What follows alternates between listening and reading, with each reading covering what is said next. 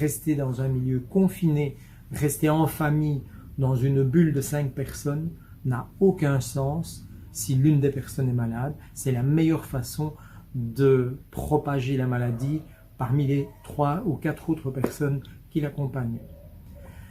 Et la présence de proches, les contacts affectifs, humains, sociaux, de voisinage, familiaux sont évidemment capitaux. C'est la source de notre bonheur.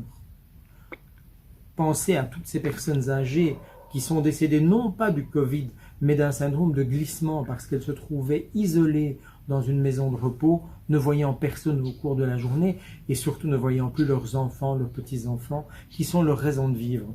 Quelle raison, quelle situation les accrochait encore à la vie? Plus rien du tout.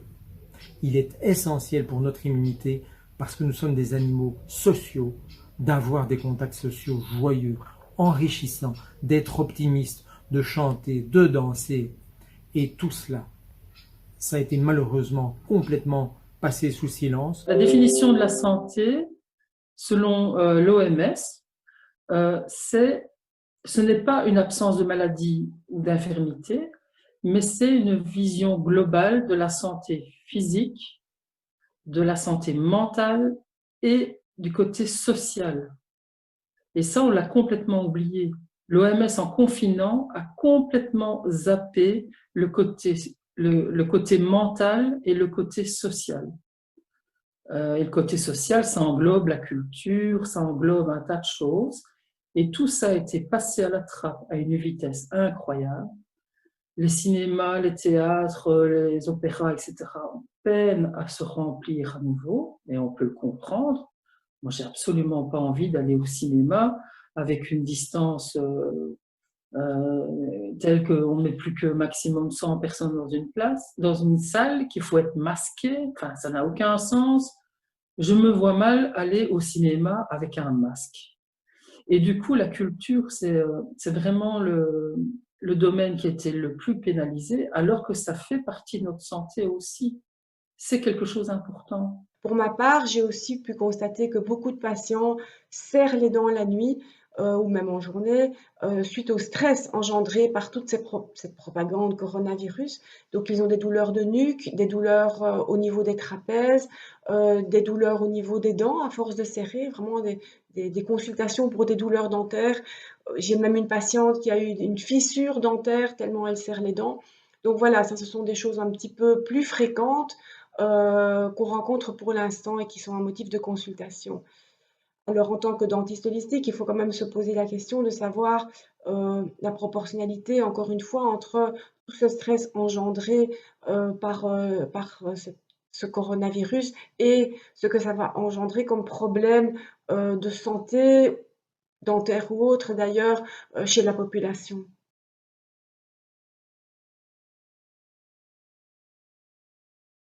Pour moi, le confinement, on est à la limite d'une assignation à résidence. Hein. Soyons bien clairs, on n'a pas fait ça pour notre bien. Le confinement a aussi eu des dégâts collatéraux très importants, une déshumanisation de la société, l'augmentation des violences, des suicides, de l'alcoolisme. Et ces dégâts collatéraux ont été particulièrement importants dans les maisons de repos. Et là, je voudrais vous raconter une histoire qui m'est arrivée. Mon beau-père est effectivement dans une maison de repos depuis le mois de décembre, car il a fait de nombreux AVC. Et au mois d'avril, on nous a appelés de cette maison de repos en nous disant qu'il était en train de mourir, probablement du Covid, même s'il avait peu de symptômes. Et c'est ce qu'on appelle la Covid sans symptômes. Et on nous proposait de lui rendre une dernière visite. Et puisque je suis médecin, la famille m'a demandé d'y aller en premier, et heureusement, car lorsque je suis arrivé, il ne présentait aucun des symptômes d'une infection à Covid, mais bien d'une déshydratation majeure, d'un début de dénutrition. Il était dans un état de faiblesse extrême, et effectivement, il serait certainement décédé rapidement si je n'avais pas commencé à le réhydrater. Il était encore capable de boire au verre et nous lui avons donné à boire beaucoup. En 2 jours, il était de nouveau assis à sa table en train de manger. Si je n'étais pas intervenu, il serait donc décédé 2 jours plus tard. ou un jour plus tard de déshydratation, mais il aurait certainement été repris dans les statistiques comme étant mort du Covid. Et une telle histoire a dû se produire bien souvent dans les maisons de repos, dans toutes les maisons de repos de notre pays, où la cohue, la désorganisation, la panique, la peur de ce début de confinement a empêché de prodiguer les soins nécessaires à ces seniors que l'on avait enfermés dans leur chambre, sans droit de visite ni de sortie, et ce pendant 3 mois. Vous imaginez le désespoir de ces personnes pour qui le contact avec la famille est le seul lien qu'il leur reste avec la vie. Et vous comprenez aussi pourquoi beaucoup ont perdu l'envie de vivre, se sont laissés mourir, sans parler de ceux chez qui les soins de base comme donner à boire et à manger n'ont pas pu être assurés correctement. Les décès dans les maisons de soins et de repos sont donc dus de manière beaucoup plus importante au confinement qu'au virus lui-même, qui n'a tué probablement qu'une minorité d'entre eux. Et puis pour terminer cette histoire, très étonnamment, 3 semaines plus tard, les tests sont arrivés. On s'est mis à tester tous les pensionnaires de cette maison de repos. 20 étaient positifs, dont mon beau-père. Aucun n'était malade. Ils étaient tous en parfaite santé. Et mon beau-père est d'ailleurs toujours là, toujours vivant, malgré toutes ces aventures. Actuellement, il y a quelques nouveaux décès qui sont rapportés. Mais quelles en sont les causes? L'âge, la canicule ou la Covid-19? En effet, je pense qu'il est très important de faire la différence entre les personnes qui sont dépistées positives, donc qui sont porteuses du SARS-CoV-2, mais qui décèdent d'une autre maladie, donc qui sont finalement accompagnées dans la mort par le virus en question, et celles qui sont réellement malades du virus et qui en décèdent, comme d'autres décèdent chaque année de pneumonie, de grippe ou de canicule. En effet, il ne faut pas oublier que l'être humain n'est pas immortel et que nous avons une limite de longévité et que par conséquent, tous les ans, nos aînés nous quittent à l'occasion de l'une ou l'autre maladie intercourante. C'est la norme, c'est quelque chose d'absolument normal. Et il n'y a donc pas de quoi provoquer de nouvelles paniques ou de quoi provoquer un nouveau confinement d'une maison de repos. Donc on sait à combien il a été meurtrier pendant le pic épidémique. Le confinement, au niveau mental, a causé des dégâts mais considérables. On voit les hôpitaux psychiatriques qui commencent à se remplir avec des gens qui sont dans la psychose, des gens qui ont développé des dépressions profondes. On a assisté à tout le phénomène de glissement aussi dans les maisons de repos, où là, il y a un scandale sanitaire, mais c'est absolument époustouflant. Au début du confinement, tout le monde était un petit peu sidéré et je crois que les gens étaient contents de rester à la maison. Et puis tout doucement, on voit vraiment que l'état psychologique des patients est très très détérioré. Et malgré qu'on soit déconfiné et malgré que la mortalité soit absolument incomparable à ce qui se passait au mois de mars et au mois d'avril, les gens sont restés dans un état de sidération et je trouve que vraiment il y a une anxiété énorme que l'on ressent chez nos patients, de tous âges d'ailleurs, que ce soit des personnes qui font partie d'une population à risque ou pas. Les patients sont ultra stressés, ultra angoissés. Et on en discute beaucoup en fait finalement parce qu'on est dans un moment vraiment où il y a des incertitudes sur tout. Donc des incertitudes sur la maladie elle-même évidemment, mais aussi sur les mesures à venir, le fait de ne pas pouvoir se projeter, de ne pas savoir de quoi sera fait demain, et ça engendre vraiment beaucoup de stress. J'ai eu notamment une patiente qui a accouché vraiment au tout début du confinement où c'était encore vraiment très très compliqué, je crois, dans les hôpitaux, les protocoles n'étaient pas encore tout à fait au point, etc. Donc ça a été assez traumatique avec une césarienne en urgence et le mari qui n'est pas présent, etc. et qui a développé vraiment des symptômes un peu comme une psychose du postpartum en fait, alors que c'était pas nécessairement quelqu'un qui avait des facteurs favorisants pour ça, qui n'a jamais eu de problème d'ordre psychologique avant et qui a eu beaucoup de mal les premiers mois de sa grossesse à cause de ça. Donc, elle a vraiment développé des symptômes psychosomatiques très importants, alors que c'est quelqu'un qui est en très bonne santé, qui n'avait jamais eu de problème de santé auparavant. Donc, elle est un exemple, je trouve, assez emblématique parce qu'elle a vécu un moment important de sa vie, mais dans un contexte tout à fait perturbé. Et dans les semaines qui ont suivi, rien n'a aidé à ce qu'elle récupère facilement après ça. Donc, ça a été vraiment très traumatique. Et même encore maintenant, au mois d'août, on sent vraiment que le moral des patients est au plus bas. C'est très difficile à gérer. Et vraiment, on le voit chez des patients chez qui on ne se serait pas spécialement attendu à ça, en fait. Une des premières mesures qui a été annoncée au début du confinement était aussi de demander aux médecins d'arrêter de soigner leurs patients, et en particulier ceux suspects d'être atteints de la Covid-19, où l'on demandait de les renvoyer chez eux sans les examiner, avec du Tafalgan comme seul traitement. Ce qui est un petit peu contraire, je dirais, au principe même de la médecine et d'être médecin, puisque être médecin signifie soigner et venir en aide à ceux qui sont malades, et non pas les abandonner. Moi, en tant que médecin, ce qui m'avait vraiment le plus choqué depuis le début, au moment du confinement, c'était le fait que justement, on a été mis hors course directement, alors qu'on représente la première ligne. Et on nous a sommé de ne plus voir nos patients. Et on nous a donné un code de nomenclature pour pouvoir facturer des consultations téléphoniques. Certes, ça permettait de prendre des nouvelles de nos patients, mais ça ne laisse pas beaucoup de marge de manœuvre en tant que soignant, puisqu'on ne pouvait pas voir nos patients. Donc, clairement, les patients étaient un peu abandonnés à leur sort. Tout ce qui concernait d'éventuels symptômes Covid, eh bien, on leur disait restez chez vous, on leur mettait un certificat et puis on leur disait d'attendre, de nous recontacter éventuellement et si ça n'allait vraiment pas, donc s'ils étaient en insuffisance respiratoire, de se rendre aux urgences.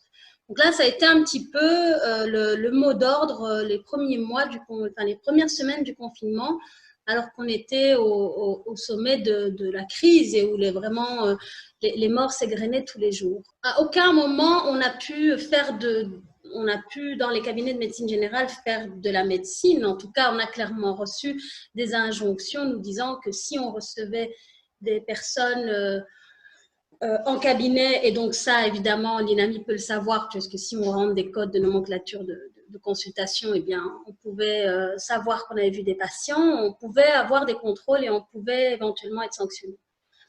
Donc, clairement, la logique de ça, je ne la comprends pas. C'est-à-dire qu'on nous a dit qu'on ne pouvait pas voir de patients car il fallait réserver toutes les forces pour le Covid. Mais en même temps, le fait de voir un patient au cabinet de médecine générale ne privait pas de patients en état grave d'un lit de soins intensifs.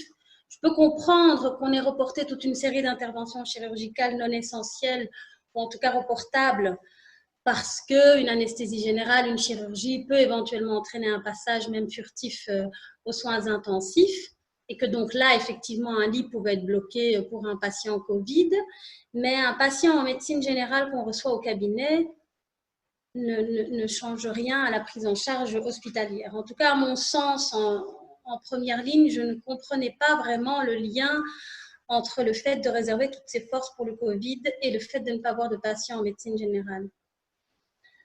On n'a pas vraiment eu le choix, en tout cas. On arrête de faire tout ce tralala. Ça ne sert à rien de porter des masques. Ça ne sert à rien de mettre les gens dans un régime de terreur. Il faut tout simplement leur permettre d'aller voir le médecin généraliste parce qu'il n'y a pas qu'une maladie, sinon je n'aurais pas fait 7 ans d'études pour une seule maladie. Hein. Moi, par exemple, pour une petite anecdote, il y a 15 jours, j'étais de garde, j'étais en poste fixe et il y avait une autre médecin qui était en mobile, pardon. Eh ben, elle a refusé de faire une visite parce qu'il dit, selon les critères, il fallait faire un test Covid. Je lui ai dit non, il y a autre chose. Il n'a pas voulu faire la visite, j'ai été faire la visite, et ben, le monsieur faisait une crise d'asthme. Alors, faire un test Covid et ne pas traiter la crise d'asthme, c'est aussi une aberration médicale. Il aurait fallu simplement permettre aux médecins généralistes de voir les patients. Donc, il y a toute une série de pathologies qui n'ont pas disparu tout d'un coup sous prétexte que le Covid était là. Donc, C'est un peu comme si on pouvait mourir de tout sauf du Covid pendant plusieurs mois.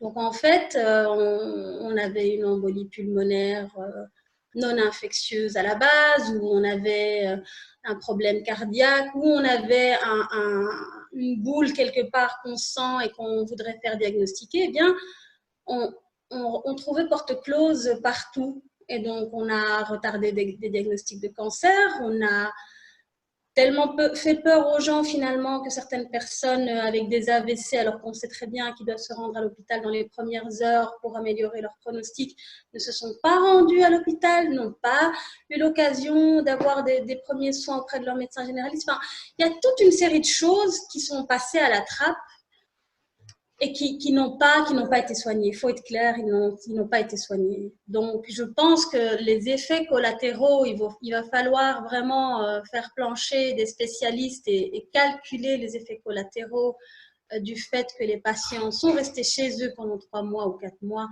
parce que même après le déconfinement, les urgences devaient demander aux patients vraiment venez, il n'y a pas de risque, venez, et les gens n'osaient plus se rendre aux urgences. Donc, clairement, il va falloir faire les comptes et il va falloir vraiment quantifier cette surmortalité qui est déjà arrivée probablement et qui va arriver dans les mois à venir. Ça, je crois que c'est très, très important de se rendre compte que les autres maladies ne se sont pas arrêtées, elles n'ont pas attendu que le Covid passe, elles ne se sont pas arrêtées. Les gens ont continué à avoir d'autres pathologies et n'ont pas été soignées. En préconisant le confinement, on s'est vraiment fourré le doigt dans l'œil. Et au bout de 15 jours, les chiffres montraient déjà que le confinement n'était pas une bonne idée. Et à partir du moment où on a fait cette erreur majeure, à aucun moment le gouvernement n'a osé faire demi-tour par rapport à ce qu'il a fait. Et c'est une espèce de descente aux enfers. Je pense pas nécessairement au complot et tout ça. C'est pas du tout ça mon propos. Mais ils ont mis le doigt dans un engrenage et ils n'arrivent pas à faire marche arrière. Et si nous, on ne leur dit pas, on ne leur met pas un stop vraiment clair, ça risque de continuer comme ça jusqu'au vaccin. Et ça, un vaccin qui va aller bouger à notre matériel génétique. L'Horeca a perdu 47 millions par jour. De Calataï dit que ça va coûter 50 milliards de déficit. 50 milliards. Donc, va un peu expliquer aux forains, va un peu expliquer à l'Horeca que depuis 3 mois, ils auraient pu gagner leur vie. Un de mes professeurs de l'école de santé publique, Bruno Dujardin, disait qu'un des prédicteurs de santé chez les gens, c'était le niveau économique de ces personnes. C'est vraiment cette impression qu'il vaut mieux mourir de tout sauf du Covid, quoi, maintenant, vraiment. On peut mourir de faim, on peut mourir de misère, on peut mourir de tristesse dans son haut, mais on ne peut pas mourir du Covid, quoi, à tout prix.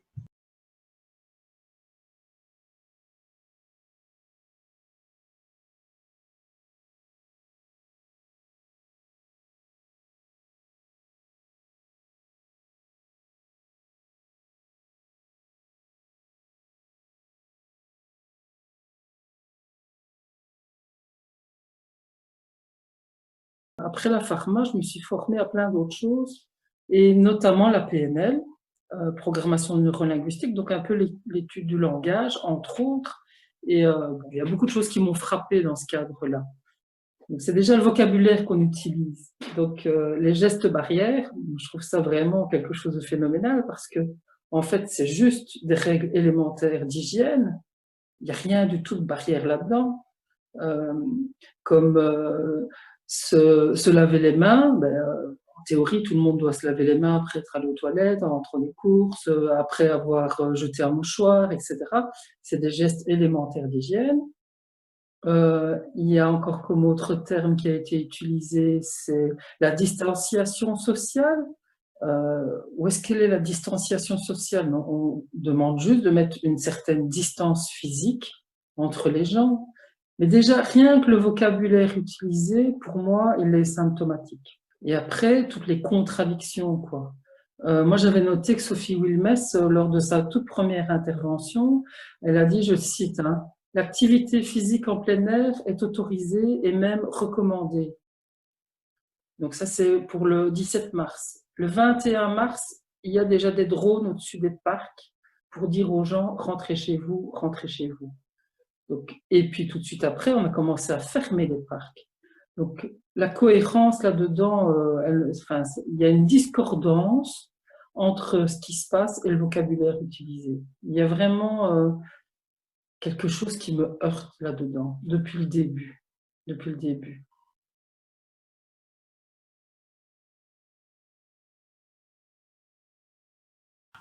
Bonjour, je m'appelle Bernadette et je souhaite aujourd'hui partager quelques réflexions à partir de ma pratique de psychiatre. Je prendrai l'axe de l'angoisse. Pour susciter l'angoisse chez quelqu'un, on peut s'y prendre de différentes manières. Entre autres, en ayant avec lui des propos contradictoires, en soufflant le chaud et le froid, en donnant des informations de contresens qui vont provoquer une confusion intérieure. C'est une confusion qui peut être rationnelle, c'est-à-dire qu'on ne comprend plus les informations qui sont données, mais ce peut être aussi une confusion émotionnelle qui génère de l'angoisse. Donc l'angoisse comme signe d'une perte de repère intérieur. Alors on le voit, actuellement, les informations sont contradictoires, on ne peut plus se fier aux avis des experts de la santé, puisqu'il y a beaucoup de divergences. On ne peut plus comprendre le fil et la logique des décisions politiques. Et les médias ne transmettent plus des informations fiables, on transmet des mots qui augmentent l'angoisse, on transmet des mots qui éveillent l'émotionnalité. C'est pas nouveau comme principe, celui-là. Par contre, ce qui est nouveau ici, c'est qu'on a un sujet qui concerne la santé au niveau individuel et la santé des sujets dans leur lien social. Il y a un sentiment d'insécurité et par rapport à ça, nous ne sommes pas tous égaux et nous ne réagissons pas tous de la même manière. Il y a des sujets qui réagissent plutôt sous une mode de repli. C'est des sujets qui vont respecter les règles, s'isoler, limiter très très fortement les contacts et en étant un petit peu scrupuleux sur les règles, voire même de manière obsessionnelle et compulsive. C'est des sujets qui vont, s'ils rencontrent des difficultés, ne plus pouvoir recourir, on va dire, à la fraternité, aux liens avec les autres, qui vont donc encore se sentir plus seuls. J'ai remarqué pour ma part que des sujets qui étaient déjà en difficulté de lien social au début du confinement se sont plutôt trouvés, étaient plutôt plus apaisés, comme si ça les remettait dans une forme de normalité. Le problème avec ce confinement qui a perduré, c'est que, et avec ce qui se passe actuellement, c'est que vraiment le sentiment d'inadaptation sociale est accru. Il y a un autre type de réaction possible, ce sont les sujets qui ont besoin de mouvement pour extérioriser la tension intérieure. C'est des sujets qui ont plus de feu. Donc, on pourrait dire un peu les bravaches, ceux qui ne vont pas se laisser faire, ceux qui vont supporter extrêmement mal d'être limités dans leur mouvement, qui vont contester les règles, les vérifier, voire même si la tension intérieure augmente ou dure trop longtemps, risque vraiment des passages à l'acte pour retrouver une liberté de mouvement. On le voit, on a là deux manières extrêmement différentes de tenter de faire face à une perte de sécurité intérieure. Et on le voit, plus la tension monte, plus le conflit et l'agressivité montent, et de manière globale, plus on tend les choses et ça peut produire au niveau social une forme de chaos. Je recommande ce petit livre, Petit traité de manipulation à l'usage des honnêtes gens, écrit en 2015. Il reprend une série d'études de psychologie sociale qui analysent les éléments qui influencent la prise de décision humaine. Il n'est pas nécessaire de lire ce livre pour savoir que quelqu'un qui est sous l'emprise de la peur et de la panique est beaucoup plus manipulable. C'est-à-dire que quelqu'un qui est paniqué ou qui a peur, on peut lui faire n'importe quoi. Donc dans le contexte actuel, si la peur et la panique persistent, c'est vraiment le toboggan ouvert à ce que des décisions très autoritaires se prennent et ne tiennent plus de singularité, c'est-à-dire qu'on va décider pour tout le monde d'une manière forte. Ça, c'est pas utile de lire le bouquin pour savoir ça. C'est malheureusement le lot humain, on le sait dans les familles, on le sait dans les entreprises, et on le sait dans les rapports de force, dans le lien social. Par contre, où ce petit livre est intéressant, c'est qu'il montre combien un système, quand il a décidé une stratégie, eh bien, par un mécanisme de persévération, il ne fait pas marche arrière. Il ne recule pas.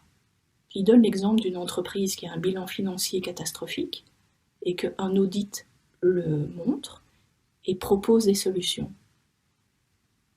Et pourtant, l'entreprise continue. Avec l'information que plus une stratégie a été investie en énergie et en temps, plus il est difficile pour les humains qui sont aux commandes de faire marche arrière. Dans le contexte actuel, on perd le cap, on part dans la dualité, on part dans le conflit. On vient vraiment percuter le cerveau archaïque et les gens sont dans une peur telle que, donc face à une terreur, il n'y a pas 36 solutions. C'est la fuite, la lutte ou l'inhibition de l'action. La lutte, elle est interdite, tu es chez toi, tout seul, les rassemblements sont interdits. Mais la fuite, elle est quasiment impossible. Ou alors tu peux fuir dans l'alcool, ça oui, ça a été autorisé, hein. Ça faisait partie des choses qui étaient complètement autorisées. Donc tu as le droit de fuir dans l'alcool, dans le cannabis, etc. Il n'y a aucun souci. Et qu'est-ce qui reste finalement? Il reste l'inhibition de l'action. Donc complètement, les gens sont dans ce qu'on appelle, on n'est pas loin du syndrome post-traumatique en fait, où les gens sont, toute volonté est annihilée, on est complètement figés. En fait, les gens sont figés. Et ils ont énormément de mal à sortir du figement en fait. Parce que ça continue avec les masques, etc., tout ce qu'on continue à nous infliger, et si on n'obéit pas, c'est des amendes, et des amendes salées, donc les gens ne peuvent pas se permettre de désobéir, grosso modo. C'est ça qui se passe aussi. Et donc, voilà, les gens sont figés, il n'y a rien qui bouge, personne n'ose vraiment manifester, ou très peu. Mais tout ça, en grande partie, ça vient du confinement et puis de ce qu'on continue à nous imposer sans aucune raison scientifique, en fait. Il n'y a plus aucune raison scientifique à imposer ce qu'on nous impose pour le moment. Toutes ces injonctions et ces manipulations touchent les personnes socialement plus faibles, car elles sont plus influençables. Et donc je trouve qu'il s'agit là d'une double peine qu'on leur inflige qui est inadmissible au niveau humain. J'inviterais, pour ma part, à chercher le bon sens, ce qu'on appelle la voie moyenne, ce qui s'appelle aussi agir en bon père de famille. Moi j'aime bien pour ça les phrases qui sont véhiculées, du genre « il n'y a pas de fumée sans feu ». Donc ici, il est clair que la communauté scientifique est divisée. Alors je ne sais pas qui a la vérité. mais en tout cas, il y a un problème. C'est un virus aérosol, protégeons-nous. Mais voilà, en respectant le bon sens, il n'est peut-être pas nécessaire d'avoir des mesures si coercitives qui entraînent autant de désarroi et qui provoquera très certainement sur le plan psychologique des grands désespoirs, comme c'est déjà le cas. Au début de la crise, il a fallu beaucoup de courage pour oser porter une voix contraire à la voix dominante, mais que maintenant, il y a quand même pas mal de personnes qui osent parler et que c'est le moment, c'est vraiment le bon moment de se poser des questions si on ne s'en est pas encore posé et de rejoindre le mouvement parce que tout seul, on va plus vite, ensemble, on va plus loin. Donc vraiment, l'idée de rejoindre un mouvement complet et un mouvement qui commence à s'organiser, on en est au balbutiement, ça commence à s'organiser, mais je pense qu'il est encore temps, il est plus que temps de prendre le train en marche et de rejoindre ce mouvement pour arrêter cette mascarade. Parce que c'est une véritable mascarade. On demande l'action. L'action est demandée maintenant. Franchement, il n'y a plus de temps à perdre.